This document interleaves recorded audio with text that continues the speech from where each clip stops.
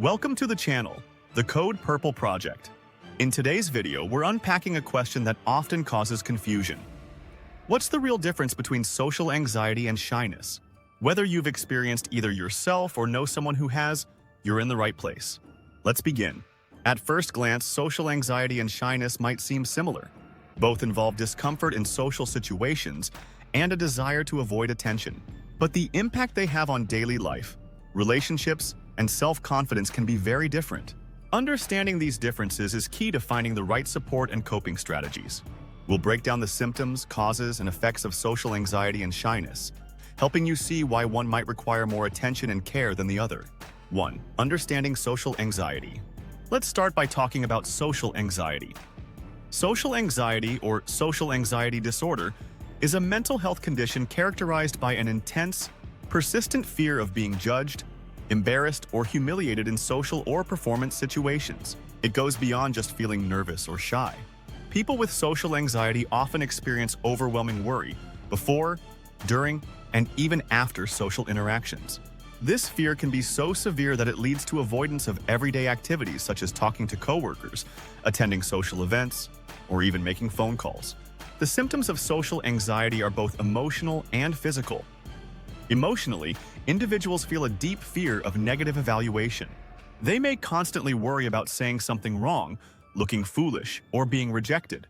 This fear can be debilitating and cause significant distress.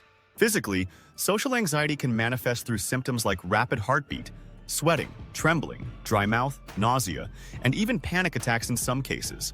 These symptoms are not just uncomfortable. They can be frightening and may reinforce the desire to avoid social situations altogether. Social anxiety is chronic and pervasive. It affects not just a few situations, but often many areas of a person's life. It can interfere with work performance, academic success, relationships, and overall quality of life. For example, a person with social anxiety might avoid raising their hand in class, decline job opportunities that require presentations, or isolate themselves from friends and family. This avoidance, while understandable, often leads to loneliness, low self-esteem, and even depression. Social anxiety is not simply a personality trait. It is a diagnosable disorder that usually requires treatment. Cognitive behavioral therapy, CBT, is one of the most effective treatments, helping people challenge their negative thoughts and gradually face feared situations. Medications, such as selective serotonin reuptake inhibitors, SSRIs, may also be prescribed in some cases. Importantly, social anxiety is a medical condition, not a sign of weakness or a lack of willpower. 2. Understanding shyness. Now, let's contrast social anxiety with shyness. Shyness is a common personality trait that many people experience from time to time. It involves feeling awkward, self-conscious, or nervous in new or unfamiliar social situations. Unlike social anxiety, shyness is generally mild to moderate and does not usually cause severe distress or avoidance of social interactions. Shyness often happens in situations where a person feels uncertain or unprepared, like meeting new people or speaking in front of a group for the first time. However, shy individuals usually can participate in social activities, especially once they become comfortable or familiar with the environment. Over time, shyness tends to lessen, and many shy people grow more confident in social settings. Physically, shyness usually does not cause the intense symptoms seen in social anxiety. A shy person might blush, feel a little nervous, or hesitate to speak up, but they do not typically experience panic attacks or overwhelming fear. Shyness rarely interferes with daily functioning. Shy people can form close relationships, hold jobs, and engage socially, although they might prefer smaller gatherings or one-on-one conversations over large crowds. Shyness can even have positive qualities. Shy individuals often are thoughtful, good listeners, and empathetic, with a heightened awareness of others' feelings. Being shy is a normal part of human diversity, and it does not usually require treatment or intervention.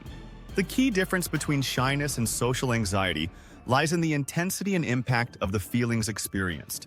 Shyness is a mild and manageable feeling of discomfort, whereas social anxiety is an intense, persistent fear that can significantly disrupt a person's life. Shyness does not usually lead to avoidance of social situations, while social anxiety often does. Shyness is generally temporary and situation-dependent, but social anxiety tends to be chronic and pervasive. Many people who are shy never develop social anxiety, but those with social anxiety often report feeling shy in early life. This overlap can make it difficult to distinguish between the two, especially since the symptoms can look similar on the surface. However, the difference in severity, duration, and effect on functioning is what truly sets them apart. It's important to recognize that social anxiety is not a choice, nor can it be overcome simply by pushing through fear or trying harder. It is a mental health disorder that benefits from compassion, understanding, and professional help. On the other hand, shyness is a natural personality trait that can be embraced and gradually managed through life experience.